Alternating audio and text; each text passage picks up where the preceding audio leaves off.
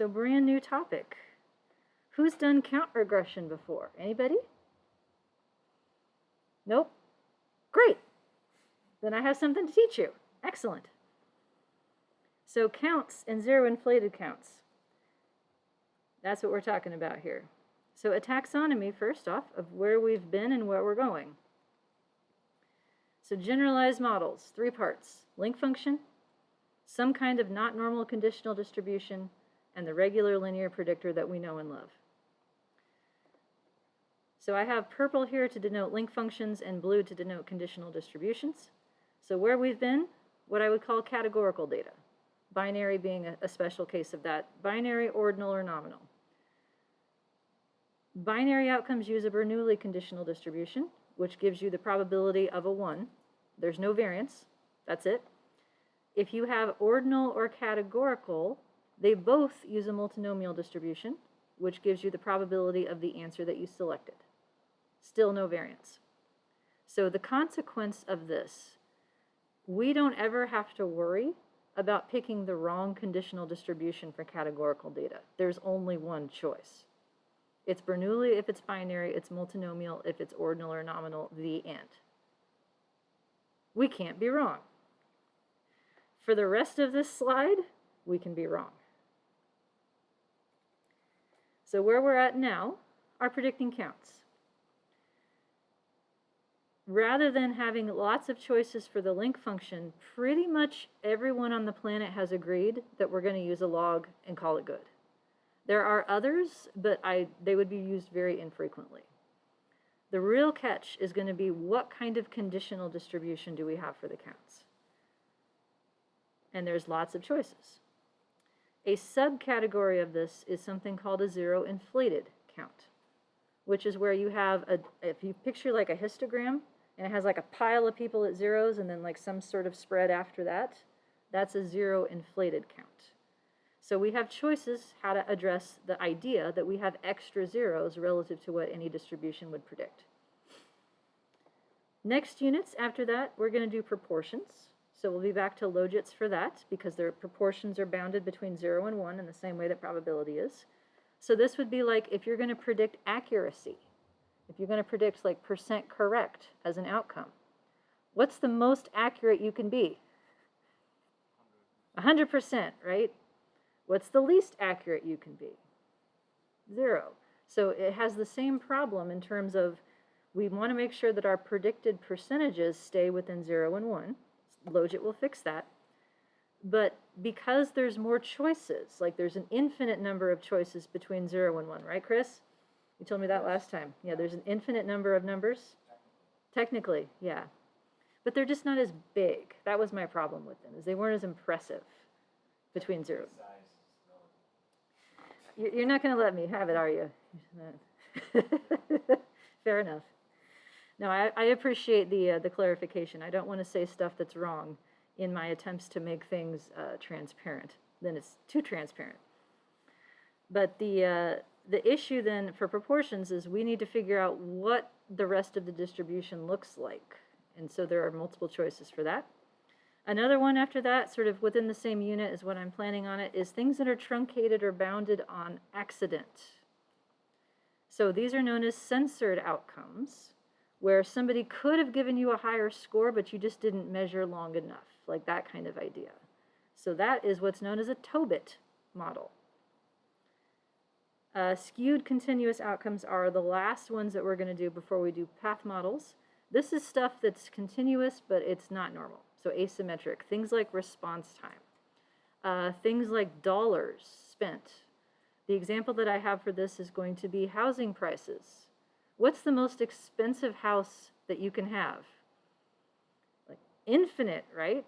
I think I saw around that unit last year, they had set like a new like world record for the most expensive house. It was like $270 billion or some shit like that. It was like craziness. What's the least expensive house you can have? 0. Good luck finding a house for $0, but like theoretically it's bounded. So those kinds of outcomes need some kind of generalized model often as well to deal with the fact that it's bounded at 0 and it's really skewed. Within that unit for house prices, we're also going to do examples with what's known as quantile regression. Have you heard of this before? See, I hadn't really heard of this much until I started teaching this stuff, and I was like, why do people not talk about it? Quantile regression is a way that you can predict continuous outcomes that have outliers without letting the outliers damage your model. It relies on the idea of a median rather than a mean as what you're predicting. Medians are robust to outliers. So you're predicting the middle percentile, the 50th percentile, rather than the mean, which those two are not going to be the same if you have skewness. And we can have zero inflated versions of those as well. Does anybody here collect, like, what is it called? Actometers? What is the word for that? Like things that measure your steps and crap like that? Yeah? What word am I thinking of? It's not pedometer, it's like actimeter or something. There's like a new term for it. But so if you're trying to measure something like minutes of physical activity per hour, what's the least physical activity you can have? 0. What if you measure it while someone's sleeping? For many hours, they'll have like a pile of zeros and then some distribution. So the same issues in terms of having extra parts to the distribution that could cause problems, we have to find a way to deal with that in a principled fashion. So from here on out, the issue is not going to be which link should we use necessarily. It's going to be which distribution the link is paired with. That's not a concern that we've had up to this point. Okay. Questions or thoughts? And then after that, we do path models, multivariate analyses, where we have more than one outcome per person, such as for repeated measures data, dyadic data, mediation models, all that kind of fun stuff. That's where we're going to end up with at the end of the semester. So other ways of people categorizing these things that you should be aware of is the idea of discrete versus continuous. The idea of discrete is that we're talking about integers or whole numbers. Categorical variables are considered a special case of this, even though the values are not really numbers, they're just labels. Counts are also discrete. So the count models are for predicting values that can only be integers. Continuous outcomes are actually continuous. So the normal distribution is a continuous distribution. It assumes there's intermediate values possible along the possible responses. So a lot of different distributions are phrased in terms of discrete versus continuous. That's why these words matter. Here's our friend the log link. So when we're going to predict counts, we're going to use the log of the count. So the link function is the natural log transformation. So if I have a model that looks like this, on the left-hand side, the y-axis is the log of y. That's what the model is going to be predicting. A positive slope would look like the blue line here. A negative slope would look like the red. When we unlog it, when we back translate it, inverse link it into the expected count, it creates slopes that shut off at 0. So the log solves the boundary problem on the low side only. It allows predicted counts to go up as high as they need to go, but it keeps the predicted count from going below 0. So the terminology in this can get very confusing. I'm trying to use the same terminology as the Stata textbook, which is what I've signed several chapters out of, but I want to make sure that I'm describing this accurately. So this is difficult even for me. So the link function, we would say the log of the expected count. Log of mu is the terminology that's using, is equal to the linear predictor. So our idea of like a y hat in these models, the predicted outcome, is in the log metric. So when we talk about a slope, it's going to be the change in log y for a 1-unit change in x. As it used to be logit y, now it's log y. We take off the it.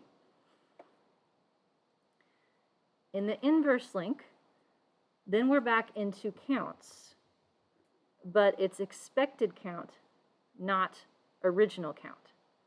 The difference is that you can have a predicted count, say, of 0.368.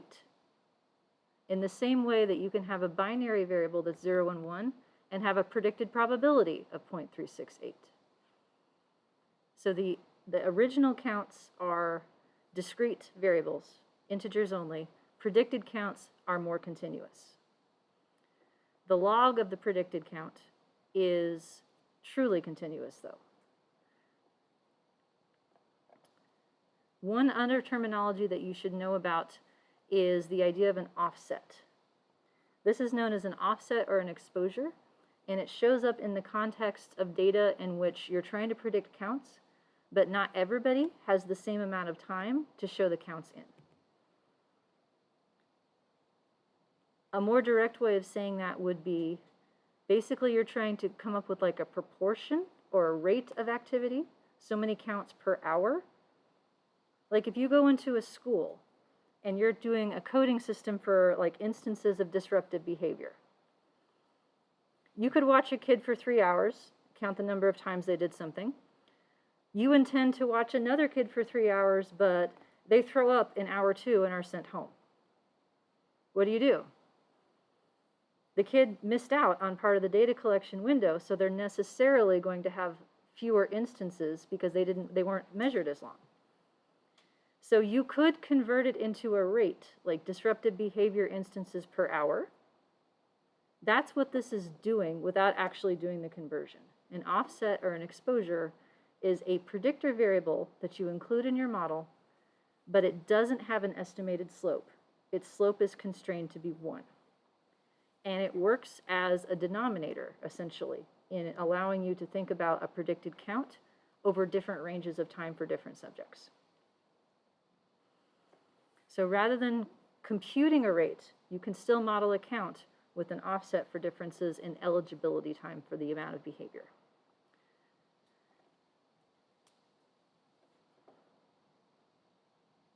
Does that make sense? Yeah, so these are the words to look for if you need to be able to do that. We have something called an incident rate ratio that is used as an effect size. So we're still in the world of these things. So for instance, if I had an incident rate ratio of 1.25, given a binary predictor, I would say that if you have a 1 for your predictor, your counts are 25% higher. If it were the opposite direction, a negative slope, I'd say they were 25% lower. So the same interpretation in terms of odds ratio things holds. 0 to 1 is all of negative slopes. 1 is neutral, 0 slope in logits, and 1 to positive infinity is all of positive slopes. Same thing. So as I said, the tricky part of this, once we figure out that we're predicting log y, that part's usually okay, is choosing the conditional distribution. There are a lot of different count models out there. Like a lot. Like I could teach an entire semester-long course on just count models. So I'm going to give you some of the highlights. The most common ones are the ones that people have decided work the best in simulation research. Here is our starting point. This thing that looks like poison to me, it's Poisson. It's French, apparently. I stole a picture from Wikipedia to illustrate what this distribution looks like. The key thing about this distribution is that it only has one parameter. This lambda thing is what it's called, is supposed to be the mean and the variance at the same time. Crazy. So if I have an outcome where I have a whole lot of zeros, I might end up with the mean of 1, and that would create a shape that looks like the orange dots here. A mean and variance of 4 would be the purple one, and 10 is the blue one. The reason these are dots, by the way, is because this is a discrete distribution. The dots are meant to indicate that there is nothing in between each of these integers. It's predicting like a count of a 1, a count of 2, a count of 3. Once you get past 6 or 7 or so, then you end up with something that looks reasonably symmetric, and most people might say, it's normal enough, it's fine. It matters more the closer the mean gets to 0. So this is where all count models sort of start as a reference point, is this idea of Poisson. But it rarely fits. There are 3 potential problems with this. One is called overdispersion. A second is introduced if you have a count that doesn't have any zeros. And a third is if there's too many zeros. And so each of these is going to have a different solution in terms of how we would choose an alternative that would fit better. Number one is a term called overdispersion. This is a new vocabulary word. It's the idea that there is more variance than expected by the distribution.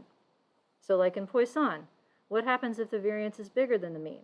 Poisson's not going to fit. You need something else. The one that most people turn to is something called the negative binomial distribution, or what I call stretchy Poisson.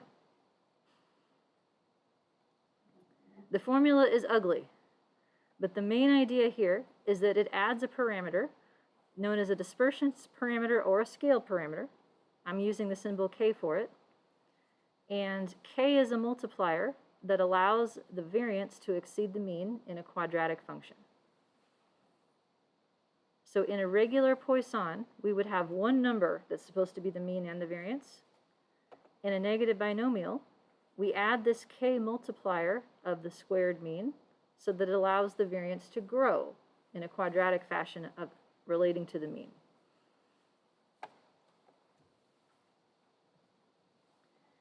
We can test with a likelihood ratio test whether we need this K thing. If your data actually do follow a Poisson, then K is 0. You don't need it.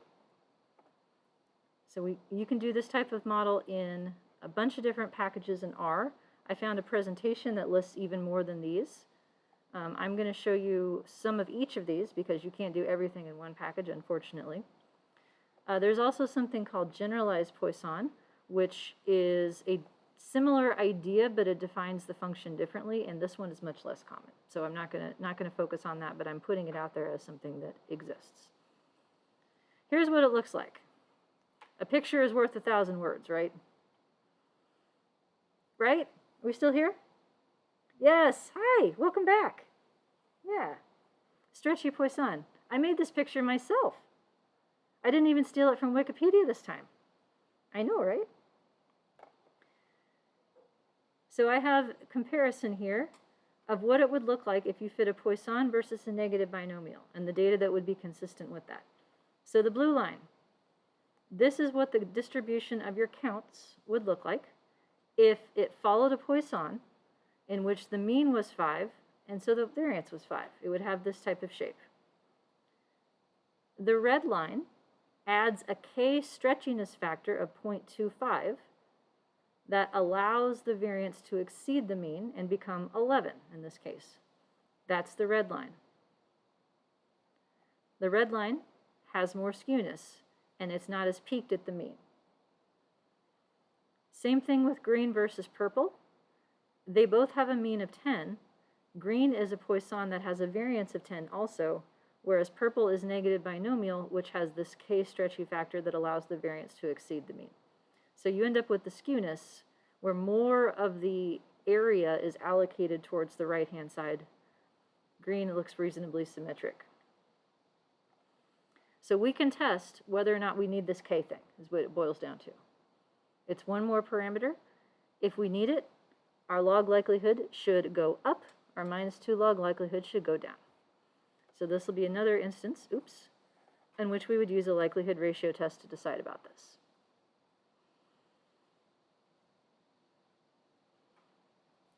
So these two tend to form the baseline of all other choices. It would be either Poisson or stretchy Poisson, and then you add other stuff to it beyond that for zeros and zero inflation.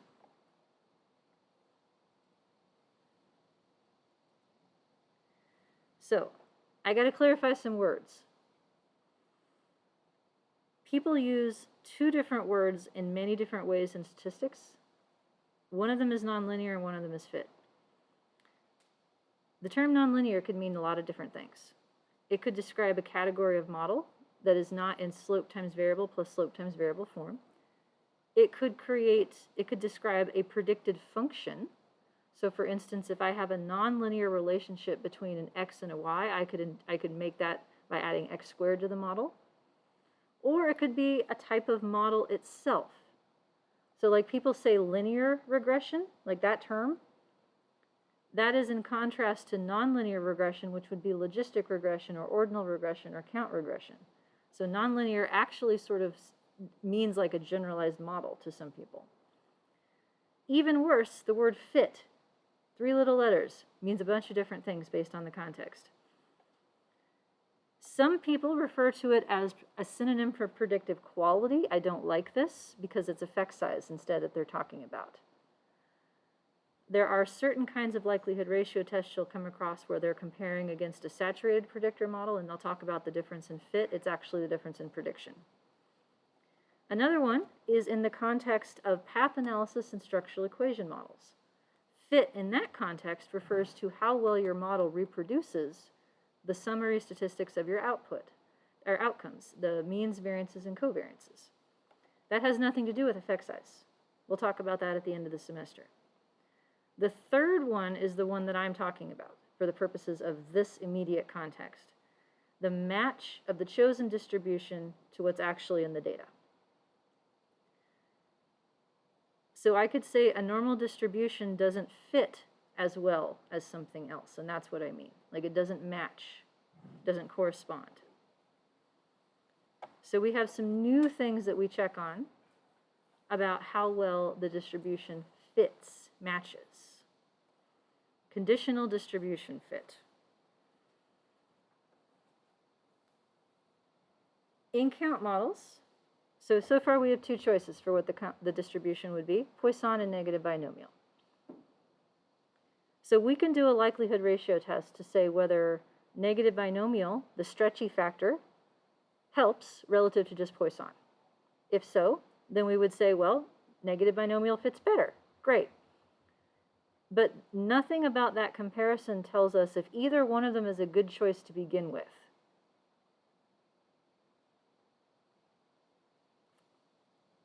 It's the difference between I like this, but I love that, versus I hate this, but I hate this less. Like those are not the same, right? Have you ever made a suggestion to someone and asked, do you like it? And they say, I don't hate it. That's not the same. We need a way to try and figure out, like, not just what is relatively best of a set of choices, but whether any of them is worth pursuing. That idea is sort of absolute fit, not relative fit. Like, is this a good choice enough? Not just is it better than some alternative. So starting with counts and continuing throughout the rest of the semester, we're going to look at a new statistic that measures distribution fit, how well the conditional distribution matches the residuals in your analysis, called Pearson chi-square over degrees of freedom. That is what it is labeled as. And if you're like, hey, is that the same Pearson chi-square that I learned before? Not really. It's a similar idea, but it's not the same thing as like a contingency table of categorical variables. Each of the formulas for this that I'll show you the specific instances of next is basically formed this way. For each person, we have what their original y would be, so like your actual count of number of times you did something, minus what the model says your count is in the count metric. So back in expected count land, not in logs. That's the numerator. The denominator is what the model says the average discrepancy should be. So it's sort of like empirical standard deviation over theoretical one assigned by the distribution. If it fits, then you should get about the same number in the numerator as in the denominator. The ratio would be 1. So in this metric, 1 is as good as it gets, meaning your model has as much variance as your data say that it has. Getting this out of software can be tricky. Sometimes it's given to you directly without asking. Sometimes you got to look for it. Sometimes you got to compute it yourself.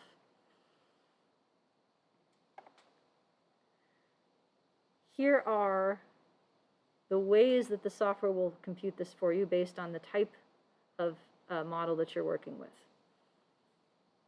So Poisson is right here, negative binomial is right here, and here's some other choices that they talk about in the book. I want to draw your attention to the first one here, Gaussian. What's Gaussian mean? What's that? I guarantee you know this one. Normal distribution is the Gaussian distribution. It's a dude's name, Gauss, who made it up, of course.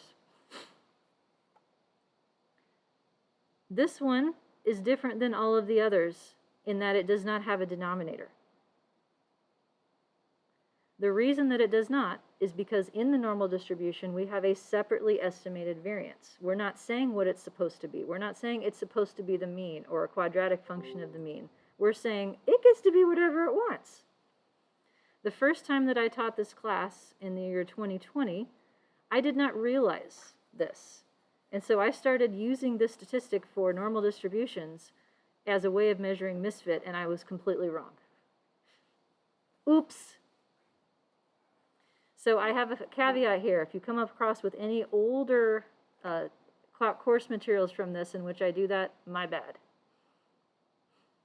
There's no direct way to compare whether normal is acceptable relative, say, to something else, because they're not on the same type of scale.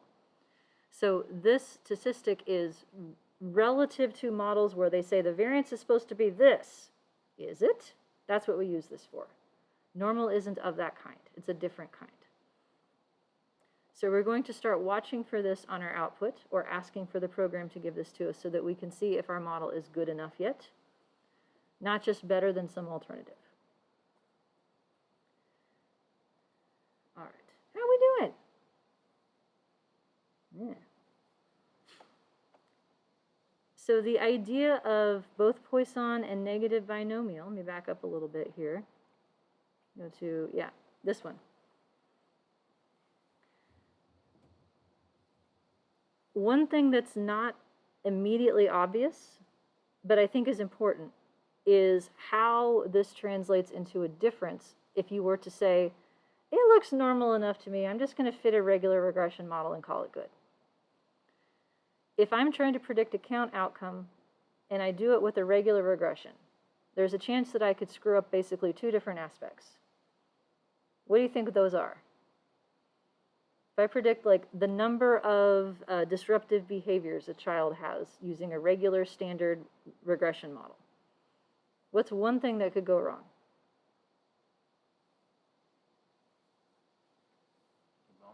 Boundaries. What's the smallest count of disruptive behaviors a child can have? 0. They were never disruptive. You don't get bonus points. You don't get a count of like -2 if you were really good that day. Right? It doesn't work that way. So if I have a linear predictor that, say, has the linear slope of x, does that slope understand that it can't predict a negative count? No, I gotta tell it that. That's the job of the log link function, is to make sure the predicted counts stay above 0. It's bounded in one dimension only. But the other refers to the expected distribution around each of those predicted counts. If I have a predicted count, say, of 1, then odds are good I have a pretty low outcome. There's not as much room to be wrong with respect to a predicted count of 1 as there is with like a predicted count of 100.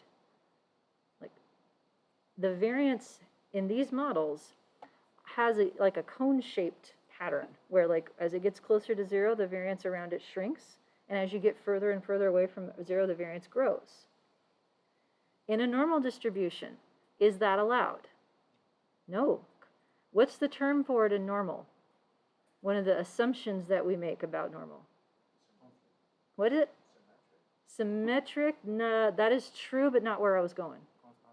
Constant variance. And if I want to sound fancy, what do I say instead? Heteroskedasticity is not allowed. I need homoskedasticity. I need constant variance. So this model is changing that. It's saying, no, variance is not constant. Variance is going to grow with the mean. So it's not just not normal in terms of like the distribution shape. It's the idea that variance is going to grow in correspondence with the predicted count. So if you picture like making a plot of predicted outcomes with like little standard error bars around them, like those things, your little standard error bars around predicted counts that are small are going to be very tiny, and they'll be bigger for predicted counts that are larger. If I fit a normal model to that, I'm going to end up with one number for the variability that translates into either that number being not enough for certain sections of my prediction or too much for others. So this alternative distribution is not just like, well, like green looks normal enough, what's the problem? It's that the idea is that the normal says that the variance is the same all the way across this, whereas that can't be true in counts. The example that I have for you, which is going to have to wait till next week, can I foreshadow it? Foreshadow just like this much? It is a true story. It is a story in which there is a published paper at the end of it, so it's a happy outcome story. But the beginning of the story was very sad, because it was a graduate student at the University of Nebraska who came to see me in office hours, and she had an outcome that was from an experimental study where they brought couples into the lab. They did some sort of manipulation where they pissed off some of them and let the others be okay. And yes, the IRB was totally fine with this. And the outcome was the number of mean things that the couple like said to each other after the fact. Yeah, like how much of an asshole are you? Like that's my DV, right? Count of mean things. I don't remember what they called it. Aggressive verbalizations, I think is what they went with. Anyway, her question to me was, what kind of transformation should I use for my outcome? Because it was a pile of zeros for the people who were not in the manipulation where they were pissed off and they didn't say mean things to each other, all the way down to somebody who said 12 mean things during the experiment. And she's like, what do I do to transform my data so it's normal? There is no transformation that will take a pile of zeros and turn it into anything but a pile of something else, right? Like I cannot fix that. So I'm like, why does it need to be normal? So I can do an ANOVA. Why do you need to do an ANOVA? Because I have this experiment and it's a 2x3 design. I'm like, what if you did an ANOVA on a count model? Like, can I have your data to make a class example out of? So I have her data. I made a class example. You're going to see it next week. It's published. And fitting a righter model than what she had turned the p-value for the interaction into something that was 0.06 with a normal model, which is I'm pretty sure is why I got involved. Like, if I transform it, will it get better? Into something that was significant at like the 0.001 level.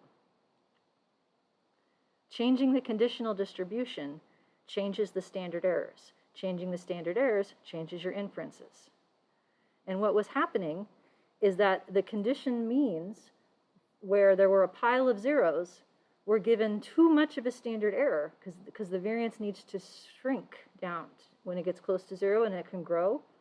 And those differences translated into very different conclusions about whether her manipulation was successful.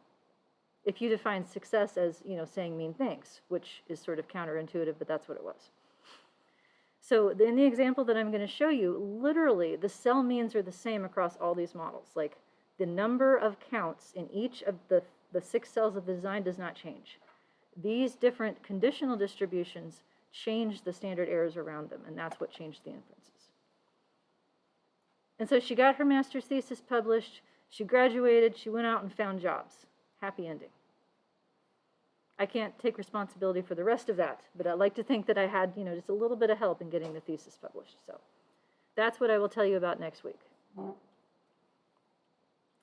right, any questions before we call it a week?